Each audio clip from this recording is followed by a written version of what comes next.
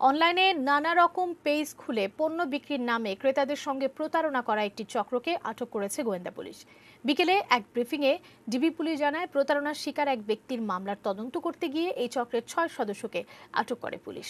তাদের জিজ্ঞাসাবাদে গোয়েন্দা পুলিশ জানতে পারে, অনলাইনে নানা নামে পেজ খুলে পণ্যের বিজ্ঞাপন দিত চক্রটি।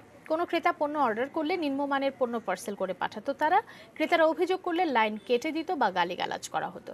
ব্রিফিংয়ে মহানগর গোয়েন্দা পুলিশের অতিরিক্ত কমিশনার ATN হাফিজউদ্দিন জানান, ই-কমার্সের প্রতারণা রোধে একটি নিয়ন্ত্রণ সংস্থা প্রয়োজন।